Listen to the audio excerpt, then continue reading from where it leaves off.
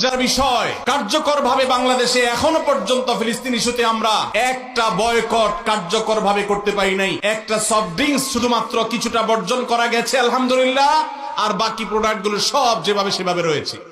আমি একটা দেশীয় প্রোডাক্টের একটা মালিক, দেশীয় প্রোডাক্টের একজন মালিককে প্রশ্ন করেছিলাম, ভাই আপনাদের প্রোডাক্টগুলো কেন বাজারে বাজারে দোকানে দোকানে পাওয়া যায় না?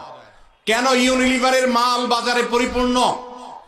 কেন যারা আমাদের সমাজে 14ই ফেব্রুয়ারিতে আমাদের তরুণদের চরিত্রকে ধ্বংস করার নীল নকশা করে সেই ক্লোজ আপ কেন আমার দোকানে থাকে? কেন আপনাদের পেস্ট দোকানে নাই?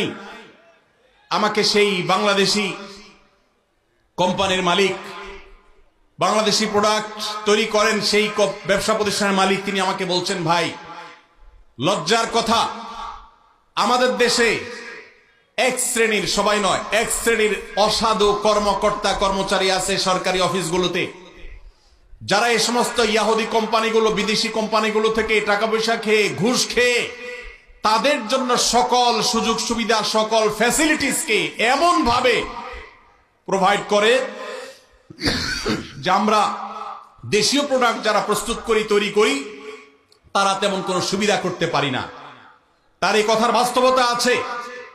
আমিও কিছুটা অনুভব করার চেষ্টা করেছি, অনুসন্ধান করার চেষ্টা করেছি। দুর্ভাগ্যজনক বাস্তবতা, আমরা সাধারণ মানুষও আমাদের নিজস্ব উদ্যোগে ইয়াহুদিদের পণ্য মুক্ত আমাদের বাসা করব, সেটা আমরা করতে পারি নাই।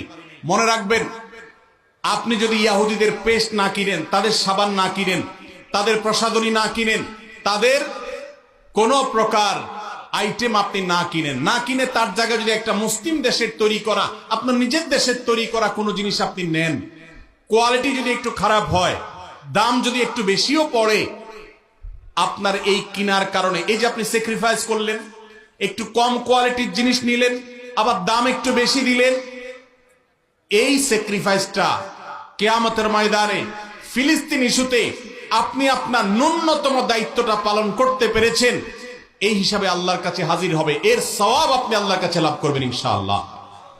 আমরা কারা কারা আছি ইয়াহুদিদের পণ্য মুক্ত করব আমাদের বাসাগুলোকে? কারা কারা আছি?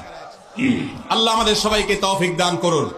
আমাদের বাসা বাড়িতে ইয়াহুদি পণ্য থাকবে না, ঠিক আছে তো ইনশাআল্লাহ? কোন মুদি দোকান থেকে আমরা ইয়াহুদি পণ্য কিনবো না, প্রয়োজনে আমি সফট ড্রিঙ্কস গিলবো না, দেশিটা থাকলে খাবো, না হলে খাবো না। ভাইরা আমার, অতএব আসুন ফিলিস্তিন ইস্যুতে আমরা আল্লাহর কাছে চোখে পানি ফেলার পাশাপাশি সর্বশক্তি দিয়ে যৌক্তিক এবং যথাযথ প্রতিবাদ আমরা প্রত্যেকটা মানুষ যার যার জায়গা থেকে অব্যাহত রাখি এবং আল্লাহর কাছে একটা ফরিয়াদ করি। ও আরশ আজিমের মালিক,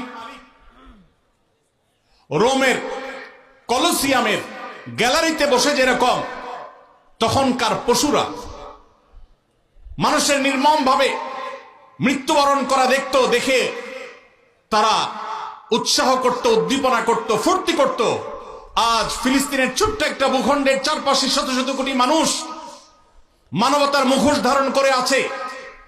মানবাধিকারের সবক সকাল বিকাল যারা মুখে শোনায়, মুখে বলে, জিগির তোলে, সেই মানুষগুলো আজ ওই কলোসিয়ামের গ্যালারিতে বসে যেরকম নির্মম ভাবে মানুষ হত্যার আনন্দে উৎসব করত, আজ গোটা বিশ্ব সেরকম উৎসবে মত্ত হয়ে আছে। আল্লাহ এই জুলুমের শেষ পরিণতি আমাদেরকে দেখে যাওয়ার তৌফিক দিও। এই জীবদ্দশায় যেন আমরা এই জুলুমের শেষ দেখে যেতে পারি।